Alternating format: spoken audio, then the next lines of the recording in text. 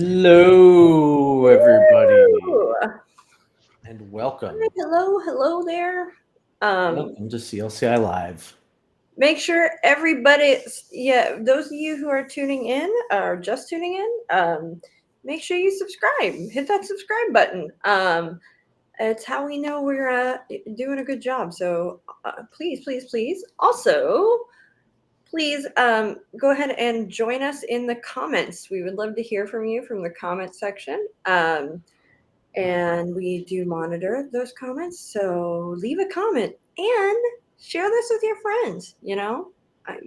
Hit that subscribe, hit that share, hit that save. Follow us on Spotify and Apple Podcasts. And Before we get going, for those of you who are only going to listen to the first few minutes, just so you know, we're having a sale starting tomorrow at Certified Life Coach Institute. So check out our website if you want to take our classes and take advantage of that sale. it's $150 off. Yes. Just to spoil it for everybody. All right. Classes. So last week we talked about Brainstorming 101, how you can be more open-minded. Let's be a little bit closed-minded towards brainstorming. Is it a waste of our time? Is it even worthwhile to even do? So I know we've been talking about brainstorming a lot, and I think maybe 2 weeks ago we may have talked a little bit about what the definition of brainstorming is, but like, what are we talking about in this situation when we say brainstorming? I imagine it's getting together with a group of people and just throwing out ideas towards a goal or figuring out a solution to a problem.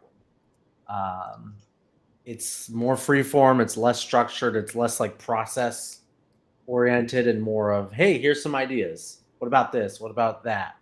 And then seeing what sticks. We used to say spaghetti on the wall, see what sticks. Mm-hmm.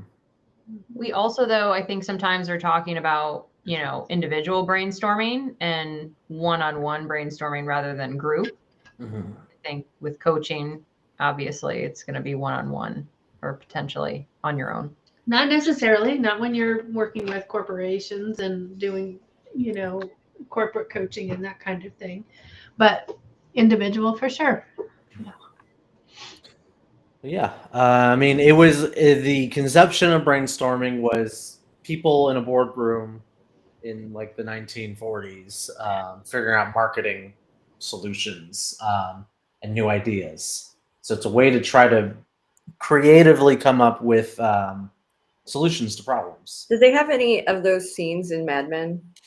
They probably do. It's Yeah. probably figuring out ways to get people to smoke. Oh yeah, totally. Yeah. They totally did. I remember like the pitches, but I don't remember if I remember the brains. I think they did have pitches. With what was her name? The main Christina Hendricks. No, not Christina Hendricks. No, she's my favorite. I like her too. The other redhead who was in the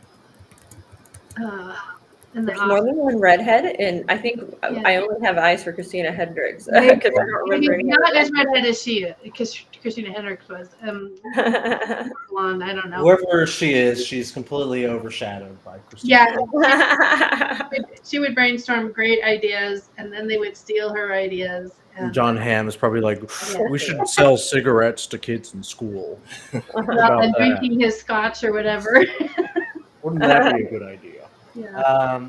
But yeah, I mean, I primarily encounter it in group activities. Probably when we were first introduced to it, we were kids in school working in groups or as the whole classroom. And then it goes on, in work environments, you brainstorm. Probably creatives who are like working by themselves. They're probably ones to typically do it more so by themselves. But I remember being as a kid, we'd learn about brainstorming and then we would do it in class as a group activity. But is it a waste of time, though? Have we just been fooling ourselves for the past few weeks thinking this was a good topic? Well, there are a lot of several folks out there in the world. Hi, Jeremy. Hi, Jeremy. That would tell you that brainstorming is a Oh, Father. Your microphone's cutting out. yeah, a I little didn't bit. hear you. Could you say that Oh, again? so there are people who will tell you that brainstorming is just a waste of time, though, right? That Oh, yeah, lots of people. you shouldn't even bother with it. That it's not effective for several reasons. I think After doing your research, what do you guys think? I think it's overall it's a good idea, but I don't know how effective it always can be or is sometimes. I think there's a right way and a wrong way to go about brainstorming, and there is definitely a space where you can waste a lot of time if you're doing it improperly. I think Yeah. after the research, I realized that there's a really important part of it, which is the facilitator of the brainstorming when it's done in a group. And based on that person, and then also the company culture and like kind of the power dynamic between the leaders and the staff, it can be absolutely pointless if that isn't kind of worked through, or if there's just some equality involved in the dynamic. So, You like, one of the things you're touching on is, and it was in the Fast Company article. I can't remember what the name of it was, but essentially, it is, whoever the leader in the group is, can inadvertently yeah. and subconsciously affect Yeah. the direction of the brainstorming. Because if that leader, somewhere along the way, early on or something, appears to, or it infers that they are leaning a specific direction, or there's something that they kind of like, if we were brainstorming, different kinds of flowers we were going to get, and I was the leader, and I was like, oh, I really love peonies. I love peonies. They're one of my favorite flowers. The entire brainstorming session might be then sort of anchored to the um, opinion or what have you of the leader of the group. And it happens subconsciously. So then everybody, instead of being openly, thinking in this free realm, they start to narrow their field of view to please the opinions of the leader. And that is something that comes up in brainstorming, and one of the reasons people say it may not be effective. And if the facilitator of the brainstorming or the leader, whoever it is, that's like the main person of it, if they are not receptive and welcoming of whatever is said, that immediately is going to shift the tone. People are not going to put ideas out if they know there's potential for it to be shut down, or if they could be embarrassed based on the idea. It got me thinking about an old job where we would have a staff meeting, and at the end of the staff meeting it was like, okay, who has things to say? And it's no one would say anything because of how the boss would respond. She would just straight up, she would just completely obliterate you in front of everybody in that meeting. And people picked up on that quick and were like, yeah, I'm not saying anything, I'm not setting myself up for that. It's like a version of an echo chamber. That's what that sounds like. It also, I mean, brainstorming also depends on people actually participating as well, instead of just being quiet. If people don't want to brainstorm, then it's not really going to happen. People need to be fully engaged in the brainstorming session for it to be worthwhile. That's another element before we go there, just so we know, eventually that what I talked about from the Fast Company article essentially was confirmational bias and leadership priming is what that is. So like confirmational bias, so it can be beyond just what the leader is doing. It can also be what where the group is leading. So like we can all, if everybody's like, yeah, that's a good idea, or then everybody can start to move that direction when there might be another great idea that doesn't even come up because of the confirmational bias that's happening within the room.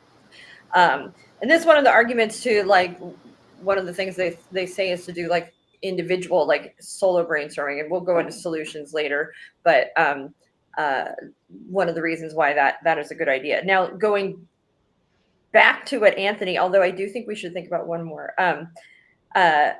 well, it's also okay. Before we go on to Anthony's, the second part that kind of lumped in that with that is groupthink and conformity pressure. So like we all have these pressures to sort of conform with the group, and so it becomes harder and harder the more the group is agreeing on something for somebody to not conform. So that's just how we work, right? We are social animals, and so we tend to want to exist and be a part of the groups that we are in and be successful in the groups we are in. And so standing out and disagreeing with the group can sometimes be very tough for people to do. And so it creates this sort of group think and confirmation pressure that starts to happen in these brainstorming sessions. Now, what Anthony was talking about is called social loafing, which I think is kind of a funny name. Loafing like a loaf of bread? Yes. Yeah, like loafing, like social. Loafing like a cat. Like a couch potato. It's essentially like if there are people in the room that are like kind of lazy. And mind you, we're not talking about introverts here. I'm not saying that introverted people are lazy at all. But they tend to be, but they also tend to be lazy. No, not at all. That's also my personal opinion. But there just might be people who are just sort of lazy and they rely on others to do the creative heavy lifting, right? So that can set a tone. Like if that, it's like if one person is like that, more and more people will start to become like that. So it can be kind of catching, as it were. And then the other thing is the introvert, which we've touched on before, is that, brainstorming sessions where everybody's throwing things out can be tremendously stressful for somebody who is introverted. Thoughts in that space? Yeah. So, I mean, you brought up the social loafing and like by extension, the bystander effect, where it's like, if you're in a group of people, the larger the group is, the more likely you're going to have more bystanders just not doing anything or not participating. Right. Because really only one person can talk at a time. So then you've got the rest of everybody just listening and not participating or deciding to hang back. And like I know, like in school, when there's group projects, there's always one person who's like kind of gung-ho and the other people just kind of, well, I'll just hang back. I'll just wait to be told what to do. I don't need to throw my thoughts in. I don't care. In one of the articles, I don't remember which one it came from, they were talking about, the person who came up with the name Alex Osborne. He came up with that in 1939. He worked for an ad agency back in the day, and they had some questions, and one of them kind of stands out to me, and I'm going, oh, so, frame of reference, 1939. How big a group should it be? 5 to 10 people, which, okay, I get that. I think that still probably could apply because too many people are too many in a brainstorm activity. That seems like a lot to me. Like I wouldn't go to past 5, like 6 maybe would be my max. I'm thinking 3 to 6 people. Yeah, I think that's probably more conducive to actually being focused on something that 3, 4. But it's not out of the outlier, 5 to 10. It kind of fits in there, sort of. And then they said, what sex or sexes best are in brainstorming? And they said, well, men, of course. And I'm like, oh my goodness, 1939, take that. Do you guys agree with that? No. Okay, just checking, making sure we're all on the same page. Depends on what the topic is. Uh-huh. I won't even give you that. I think it depends on our knowledge in general, not on whether we're male, female concepts. Or I think we identify knowledge and interest and excitement and motivation and environment and all kinds of stuff. I think it might, man. This is a controversial take, so I'm gonna tread lightly through this. Oh my gosh! Just silence him now. If we go through the groupthink, though, like the part where we mention about groupthink and conformity, people in groups whether it's like an organizational group or like a social group, they're not as creative and diverse as they would like to think they are.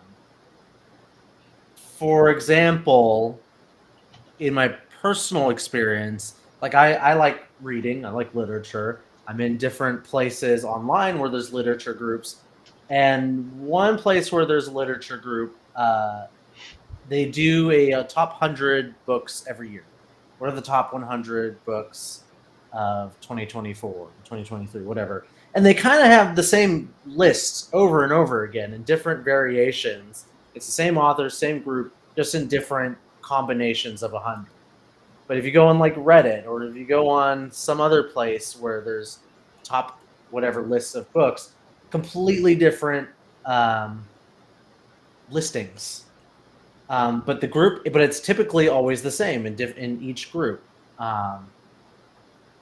When we're looking at gender, there might be something where, okay, if there's a social group of people who identify as just men trying to come up with, brainstorming activity, or just women, or just non-binary people, their biases and the way that they think about themselves culturally and their individuality and their I guess the way they view gender might influence the way that they the way that they brainstorm. Oh, And absolutely. they all might tend to think about problems in a certain way, where my bias says men probably are not as creative with brainstorming. If it was just a group of men, probably whoever the leader of that group is just going to say what it is, and the guys are probably just going to go along and just be like, yeah, okay, sure, let's just get it over with and be as efficient as possible, even if that means not being creative. That's my bias, though. Yeah. Being in groups of men. Um, What are your guys' thoughts about that? well, go ahead, Jerome. I was just gonna say I kind of tend to lean towards that way if we're speaking about like my friend group. But if we're talking about a professional setting, I think men can be just as effective as women. I think though what Anthony brings up is a good point though. Depending on what you're brainstorming on, but not always true.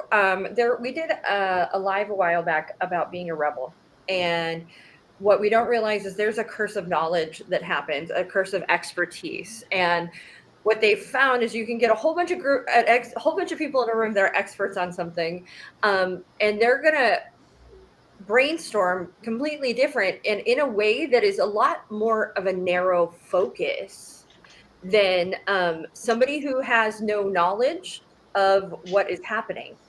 So having somebody who really isn't super aware of the current situation, how things are done, the current structure, they will actually more often bring a lot more different, radical, out of the box ideas than people who have a ton of knowledge in whatever area you are in, which is interesting because all the people with the knowledge and the expertise want to believe that they're going to have the best ideas, but the truth of the matter is that their experience limits them from thinking outside the box because they have subconsciously and through experience all of these biases of no, this will never work, this wouldn't work, my experience has taught me this won't work, that my experience taught me this works, and all these things.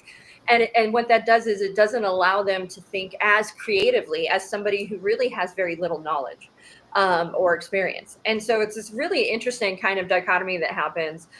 So to sort of, gender aside, having a variety of people in a room from people with a diverse amount of experience background, having somebody with less experience in some areas that are can be tremendously beneficial. And I don't think that is something that is often thought of when people are assembling like a brainstorming. Like it's always like, let's get all the experts in the room, let's get the experts and the one novice too, like bring that person in because they might present some ideas that your experts will never come up with because of their expertise. So it's just really interesting thing. Exactly. How many inventions are made in high school or early in even college education I'm trying to think of one that was just done. A group of kids came up with something amazing. I can't think of what it is. I know it was amazing, but I don't remember what the punchline was. But they were just in high school, and they're not experts in this. And they went down and figured it out and got the job done. So yeah, I totally could see. There's a high schooler recently that just created a soap that reduces your chance of skin cancer, and this kid is 17 years old, and like it's crazy. And had somebody in their family that had gotten skin cancer, and that became like their science project and what they were coming, and they came up with a viable soap that has now through testing proven to reduce the chances of getting skin cancer. And it's crazy. Like, it's so cool, right? And that's a kid. And so hire me. I'll be the one who doesn't know anything. Would love that. I'd love to be creative and stupid at the same time. So please. It sounds like a fun gig. But just something to consider when we're talking about who is in the room and who is creatively in the room and part of the brainstorming session. That's important. Also important to consider how those people communicate as well. Going back to the introvert versus extrovert kind of situation. All right. Right, because doesn't introvert sometimes even feel safe in a group setting to share vulnerably like ideas and stuff? I'm an omnivert and I don't even feel comfortable sometimes. So yeah. And the solution to that in a lot of these things is, at least that I have read, is to have everybody sort of do their own brainstorming, write it down, submit your ideas outside of the group session. Like, there's an anonymity to it, right? Where I can just sort of email you the ideas I have, email you whatever has come up through that. And that is one of the ways to approach that. And that brings me to another thought. So when we're talking about brainstorming, a lot what comes to mind is these, like, we're shutting the door, we're locking ourselves in, and we're gonna brainstorm for some ungodly amount of time that would make me insane, like 3 hours or 4 hours. Like, that to me sounds like a lifetime. And wait, do I get to go pee? Will you feed me? No. No. So that is a problem. That structure is inherently comes with it a lot of sort of issues. What are your thoughts in that space, y'all? I think knowing that there's a shorter end is an easier place to operate from and come up with ideas. Half hour, 45 minutes concepts, I think, is a better use of time than spending 3 hours sitting around mulling ideas around. That just seems, one, boring, and two, a huge waste of time. And I think one of the things we're not touching on is a room full of people that are, talking over each other and coming up with ideas, a space that really, nourishes, encourages creativity. Right. Is that where we are our most creative selves, when we're in a room with a bunch of people that are yelling over each other? I'm not. I'm not. That's not a place I like to be anyway. Yeah, no, my ideas are very random too. When I'm put on the spot, I got nothing. But like, if you tell me, hey, I want you to come up with 3 things over the course of the next week, and then I just have that time, stuff will come up. Yeah. I think there's something to be said about just being able to shoot from the hip and kind of improvising, though. Like, I don't think I want time to think about being creative, especially it's in the group. Like, give me like 15 to 30 minutes of like rapid fire, like, creativity. Like, it should be like an improv session where it's like free association of thoughts. I just need to go. And if we're kind of yelling, it's a little bit chaotic. That's fine.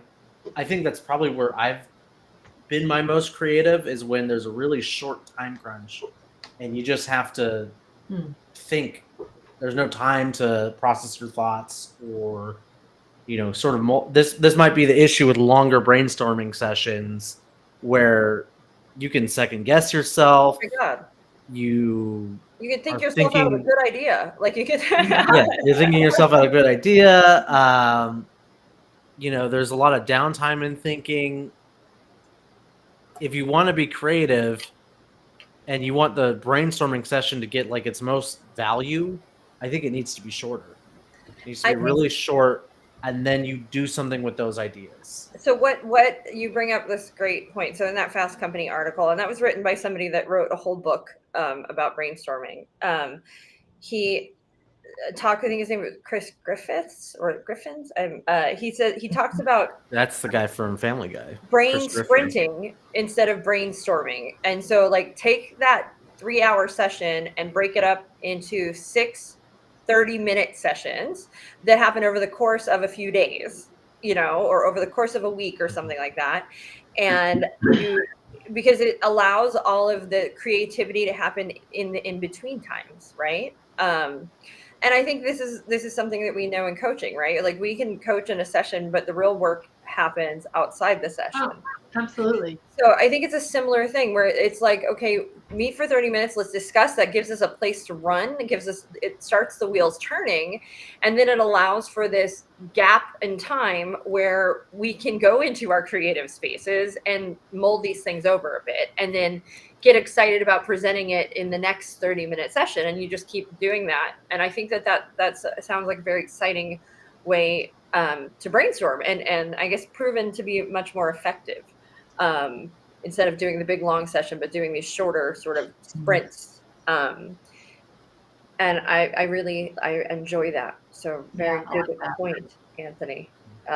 Because it's those in-between times, right? It's when I'm driving and my brain is allowed to wander. It's when I'm in the shower. It's when I'm on a walk or I'm just, letting my mind wander into, the theta state. Yeah. That we get really creative. And that you can't get into a theta state in a group full of people. It's just not going to happen. It was funny when Brooke and I started becoming friends. I explained to her how I communicated, and we communicated in this style. She goes, "Oh, good," because that's how I do it too, where we take our time and have that thinking space and and back and share whatever it is that we were sharing at that time.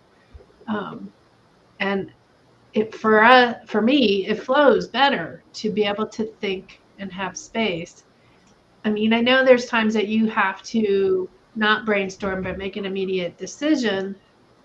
But I prefer having that space so that contemplate, what that next step is. Yeah.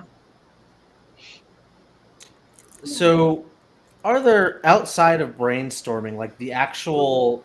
Wait, we're not done yet with all of the reasons. Oh my gosh. All right, fine. Don't we want to know all the reasons why it sucks? Yes. One of the other reasons that we haven't touched on is, well, we guess we briefly did, is that only one person can talk at a time. And what can happen as somebody is talking and taking up time, and this happens to us all the time on these lives, is everybody else is waiting to speak, and you can forget what you were going to say in that span of time. Someone just keeps yapping and yapping. Yes. Or you can decide, what I have to say isn't really much. I'm gonna let it go. Or they're already saying it. Yeah.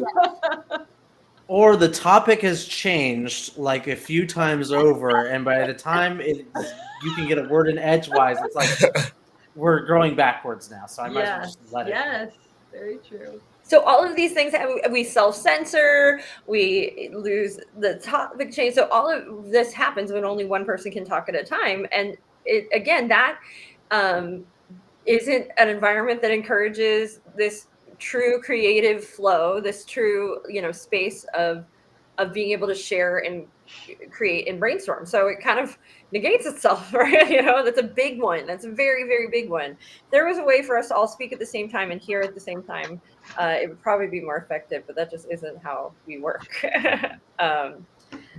Another one is evaluation apprehension. essentially we're scared of people telling us that our idea is bad. Yeah. Like that comes up. Like that is a thing. Even in a nice way, even when somebody who's nice normally is just like, well, that wouldn't work really because of X, Y, and Z reasons. Mhm. And maybe it's because of your lack of experience, you don't know, but maybe they've already tried that solution and it didn't work. But it doesn't feel good either way to be shot down and to be made look like a fool in front of your peers. Yeah. Um, And the Is whole that- like, well, we've tried that and it didn't work. Well, how did you try it? What specifically did you do? That was to me always the big thing. Because that was a big one at my old job. It was like, well, we've tried that before, it didn't work. Well, hold on a second. Let's look at the details. Why didn't it work? Was it because you were the boss? Probably, possibly. What's the common denominator here? Right. Yeah, we've tried that and didn't work. I mean, that just shuts you down, right? Like that's like, but you get all those questions come up. Okay, well, you tried it, but I haven't tried it. This might be a different group of people. This might be, Yeah. I mean, it's important information to have, but I think that should be, well, we've tried that before. It didn't work for these reasons. Right. Do you think that there are ways to work around that? Mhm. Is there what we, game to try it again, but let's think about why that didn't work and what we can do to solve those problems. Well, and what did work? I mean, there's Good. usually some aspect of what did work and something that didn't work. Okay, I am done now. We can move on, Anthony, to the next section. Unless anyone else has any other reasons that we think that brainstorming sucks. This might be another reason that I don't think was listed. Why do we brainstorm even in the first place? Like, is there a point where you could probably ask yourself, if you're like the leader or the one proposing a brainstorming session, could I just do this myself? Do I need to involve other people?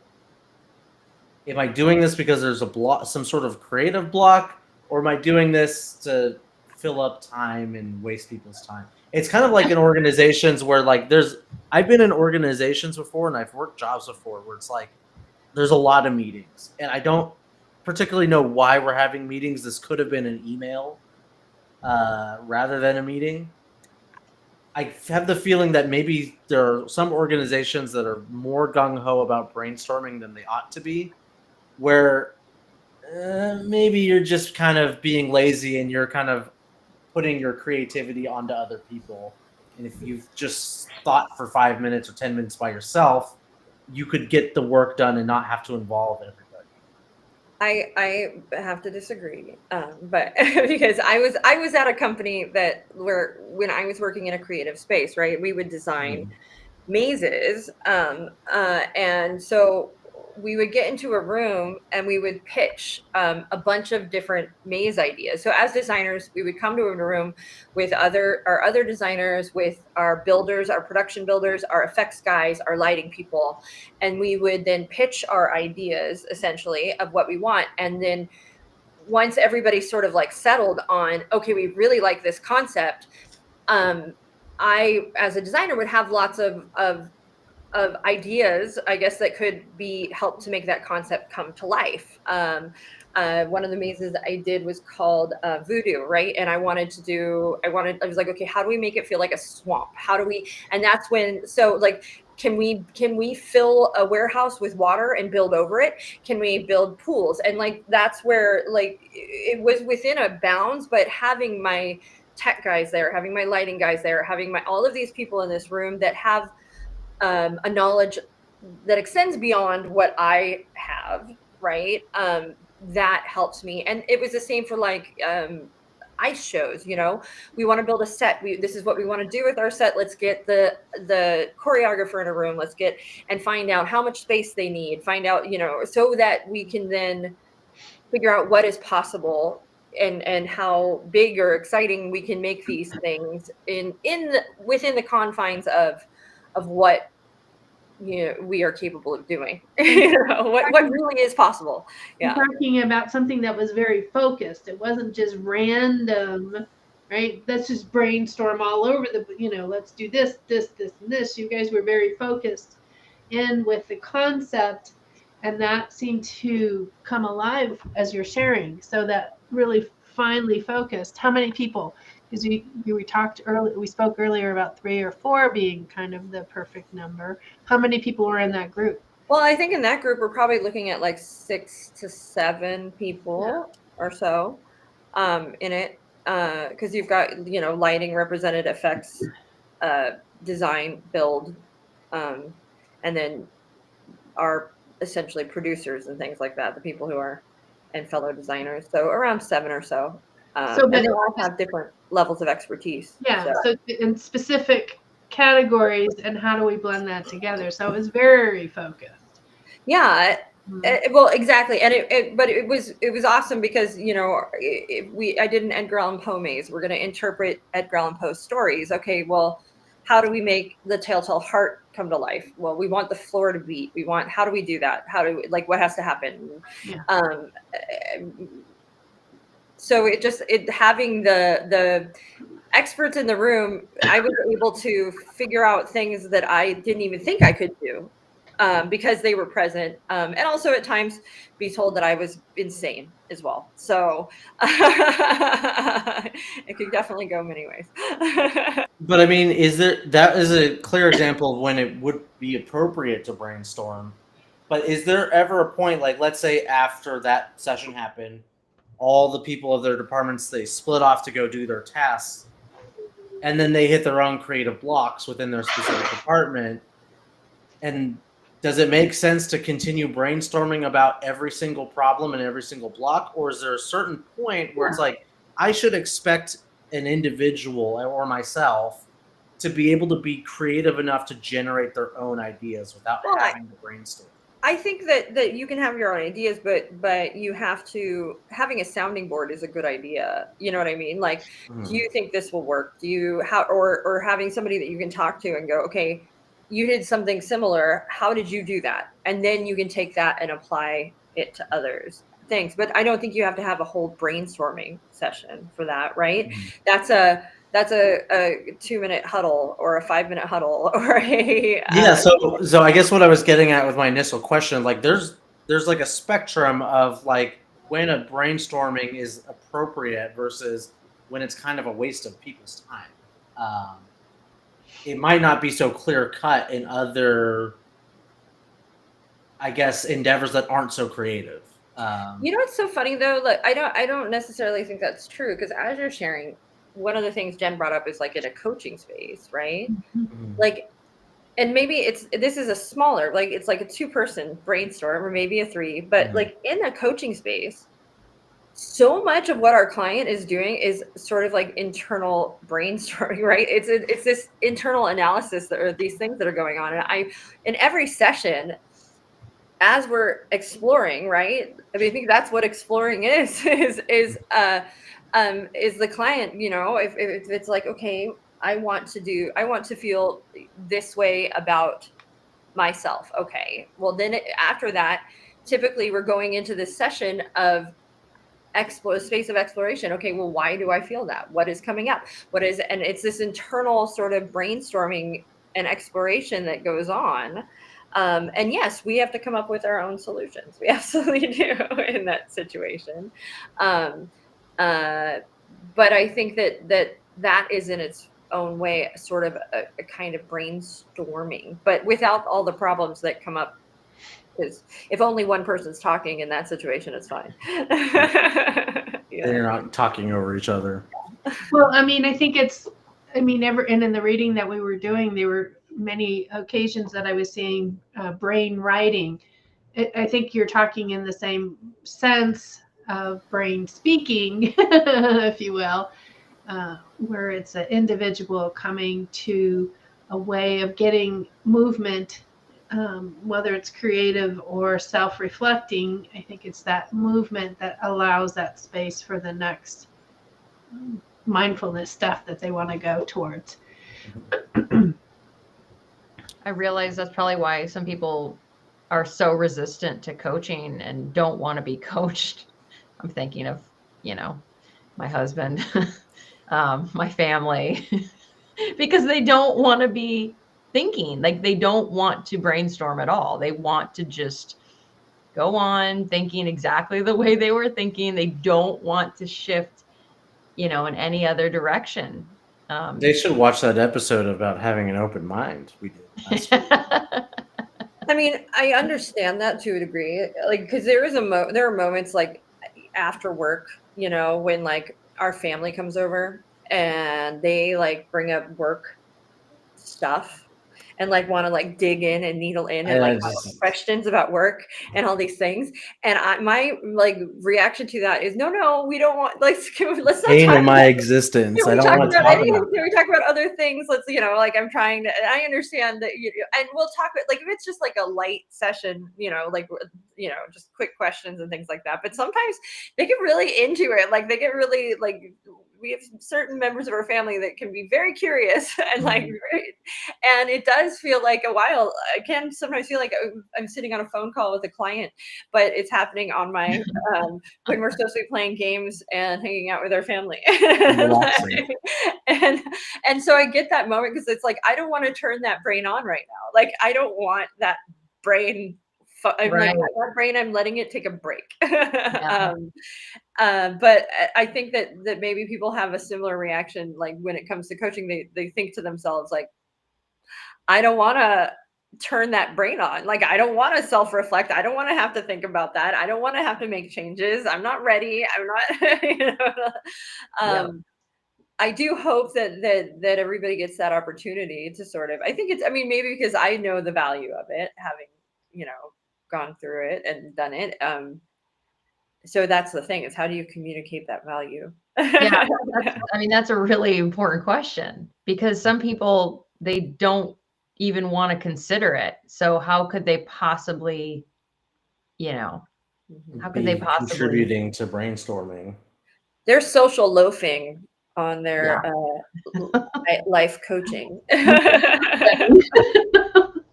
So one of my questions was that I was having earlier, and now I give the opportunity. Is there things that can happen after a brainstorming session happens, no matter if it was a very productive brainstorming or not so productive brainstorming? Are there things that can happen that would render the brainstorming session worthless?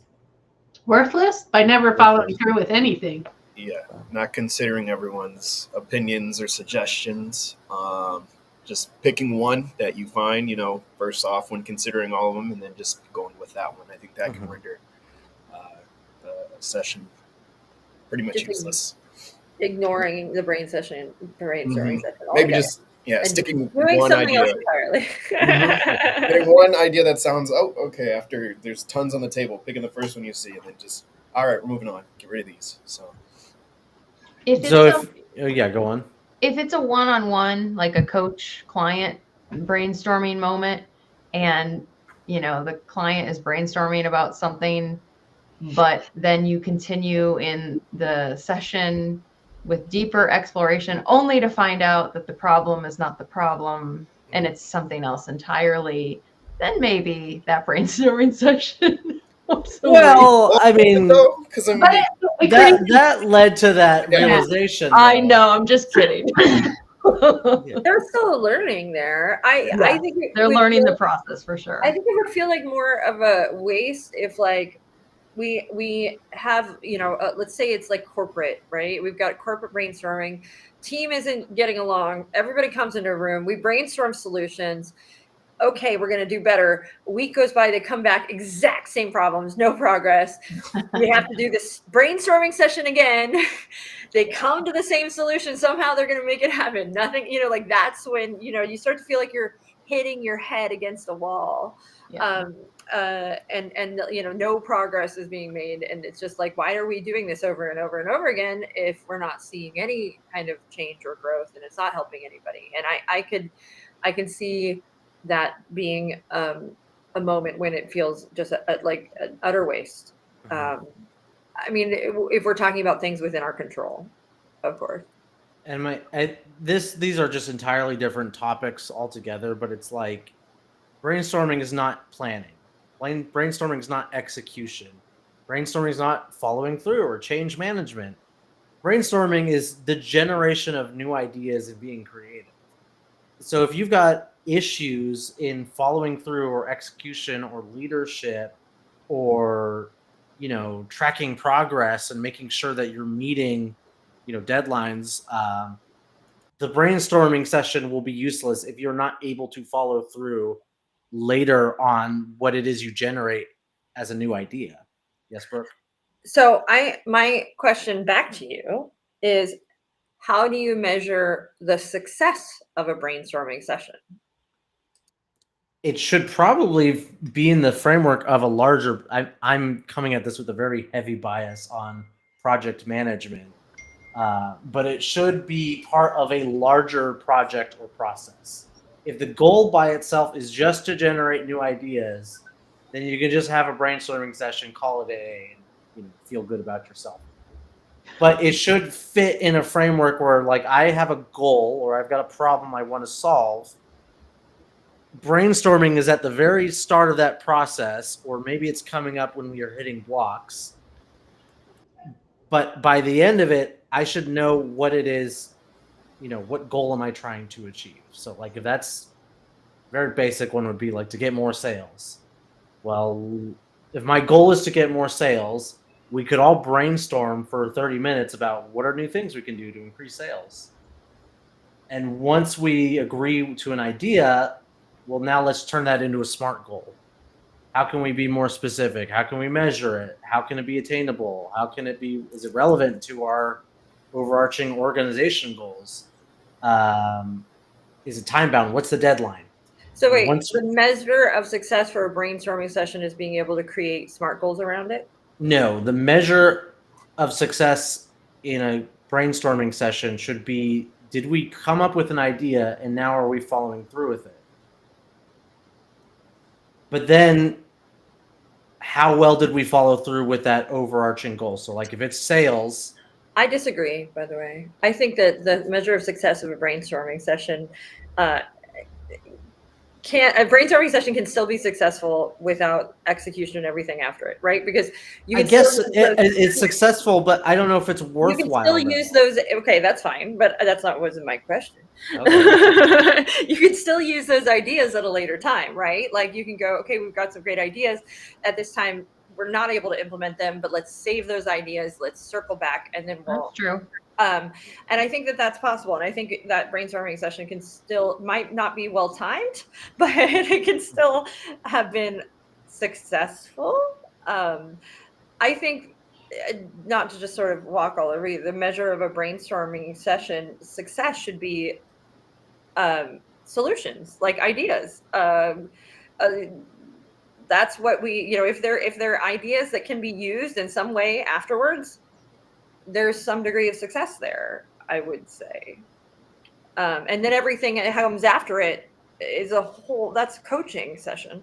I mean, it all is, but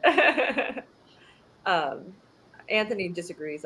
I'm just thinking of it in terms of a larger goal-oriented or problem-oriented process. Whereas, I think success is hard to really define in this space. But I think if it becomes a place where we feel like we can go experiment with what we've come up with, I mean, is that success? Well, we don't know what the outcome's going to be, but the experience of what we brainstormed, if we feel like we can follow through with it, that to me sounds like a productive meeting. Can I call it success? I don't know if it's success or productive. For me, I like the word productive. I mean, I think, though, that we shouldn't be in a brainstorming space for, I don't know what percentage of what you're doing should be brainstorming, but it shouldn't be all of it, right? Like Anthony's saying, a brainstorming session should happen, and then that should just, a bunch of other things need to happen after that. That should be a small piece of a bigger process. Right. And maybe it's then a micro pieces of it that comes up later, but it should be, I completely agree in that sense. Like it should be, unless my entire job is to brainstorm and I don't know where that happens, then, I mean, it's kind of a cool job. But that's typically just not the case and not a real world situation. There's usually some kind of execution and a lot of other things that have to happen for that brainstorming session to be successful. And Anthony, the one space that I think maybe you might bring it to, if you take off the project management hat and you put on like a creative writing hat, right? And like you're brainstorming and you come up with 50 concepts for short stories that might turn out to be really cool and awesome, and you've got kind of a beginning, middle, and end without all the in between on each one. When those become short stories might be over a long and varied period of time, but I think that is still a successful thing to have done, to have listed out a bunch of ideas and things of that nature. Maybe. So it depends on the intention of what you want the outcome to be in order to determine its success. Right? So if the intention is to just come up with 3 great ideas that we feel excited about, regardless of whether we do anything with them or not, that's it's a measure of success. It's just like the coaching session. Anthony is screaming at that when you say No, that. I agree that it's successful, and I can concede that like individual parts of a process can be successful and good. But I'm asking, and I think the topic of this live is it worthwhile or is it worthless? And how do we determine if something is worthwhile or worthless? I think the answer is yes to both. I guess so, but I'm like, I can't determine if something is worthwhile or worthless until it's involved in the entire process. Okay. So if it was creative writing, is it worthwhile for me to spend 5 hours just I see this a lot in creative writing spaces. I see this like people will, like on a subreddit called World Building, they'll just think about how their little world works in their science fiction or fantasy or whatever. And that's all they spend their time doing. And they want to be writers, but they never, some of them, most of them don't. But a portion of them don't actually do anything with those ideas. They think about, I wish that I could write something. I have this world I created. I've done all this brainstorming. I have all my notes, but they haven't done anything with it yet. And then there's that tension and that stress that they're not getting anything done. The way I determine, and this is, you can disagree or agree, the way I determine something's worthwhile, is it part of a larger process that has been seen through to the very end? So if I only spent 5 minutes thinking of one idea and I didn't brainstorm anything else, and then I took the time to diligently write out a few drafts, and then edit those drafts, and then get someone else to look at them and proofread, and then do that back and forth, and then get it published, but then nobody reads it, was it worthwhile use of my time, or was it a worthless use of my time? I might be inclined to think it was a worthwhile use of my time because I went through all the steps and I did it and I learned something from each step of the process. Someone else might be inclined to saying, well, that was a worthless use of my time. My time would have been spent better doing something else, since there's no resuls. I was gonna say, like, yeah, it just depends on where you're thinking and where you're placing value, right? Like that becomes very important in this space. So I think maybe defining that becomes important. Now, so maybe figuring out where your value is before you do this entire process is really good. So you don't end up wasting your time realizing, oh, I'm only somebody who, if this is valuable at the very end and I have something worthwhile to show for it, then it's worthwhile. Versus if you're somebody who's like, no, every step of the process is worthwhile and having those little moments of success is a good thing, I feel bad for all of those artists who became famous and all their literature and their art got huge after they died, because by your measure of success, everything they did was a total waste. But by the measure of success, now that people are enjoying it, they will never know that they were a huge success. Like they will, and so it was a waste of time in their experience. But come to find out 100 years later after their death, that in fact it was not at all a waste of time. And the scary part is, I And there's a wholeheartedly ton of think world. that's true. I think that is the case. But we can still appreciate it, and we can still find it worthwhile after the fact if that person died. But in the moment, that poor person, probably like H.P. Lovecraft, one of my favorite authors, he died poor, and nobody read his stuff. And only very, very few people that were close to him appreciated his work. He was also a racist. We don't need to get into that. He was a very unpleasant person to be around. But it was only after 100 years that people started appreciating he's his like the writing. granddaddy of horror. Like he is like one of the biggest and most Influences on modern, he's like one of our foundational horror writers. So and he never knew. Poor H.P. But you going into any endeavor, you have to think about what makes an activity worthwhile. Maybe the author finds just the process of writing worthwhile. He doesn't need, to make money off of it or to, get worldwide recognition. And maybe just doing the process was worth it enough. There's so many maybes in this consideration that, that's what a coach will do, is help you find out what is your maybe, what is your perspective on what brings life to your experience. Mm-hmm. I guess we're saying bye to Brooke. Yeah, Brooke's leaving. Oh, Brooke's leaving. Bye, Brooke. Yeah, we're going overtime now. That's a first for CLCI Live. So, Lisa, you were finishing up your final thoughts. I just think it becomes a place where having someone, or even if you decide you don't want to have someone, like a coach, doing your self-writing reflection, I think that all plays a part into processing how you want to follow through, what that looks like, how, even based on what you're saying, you wanted to have a determination on what you thought success was in this. You can throw that value in that space. There's so much you can do on your own and or with a coach that helps you get to that next growth step. Sorry, Brooke came in the room, was making faces at me. I don't know what she was trying to communicate. So I zoned out a little bit. Yeah. I'm good. Jerome, Jen, final thoughts? I could keep mine pretty sick because I know we spoke a lot about what generates a successful brainstorming session. I think really simply, all it is getting in a creative mind space, unlocking that creative mind space as opposed to a process-based mindset.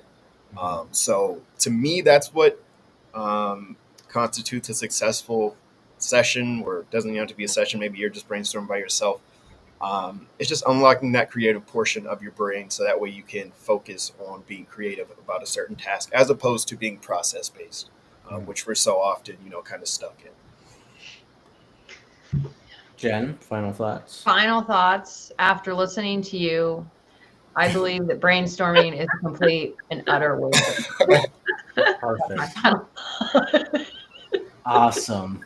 I disagree. I don't think brainstorming is a waste of time. I think you should use it whenever and wherever you can. Get people's different opinions. Don't be like Jen, who's pessimistic and doesn't really like interacting with other people. The other perspectives. Would you rather be closed-minded like Jen or open-minded like me and the rest of the CLCI staff? And if you want to be open-minded, be sure to take Coaching 101 and 102. Where we'll train you how to be an open-minded coach who can brainstorm with your clients effectively so that they can reach their personal and professional goals. Boom. Mic drop. And like, subscribe, share, comment. There you go. We will see you guys next Tuesday. Next Different topic? Yeah, we're done with brainstorming. I think we're doing tools, right? Yes, coaching tools, how to improv your way to be a better coach. Yes, fun. Play some Love improv it. games. Okay. Okay.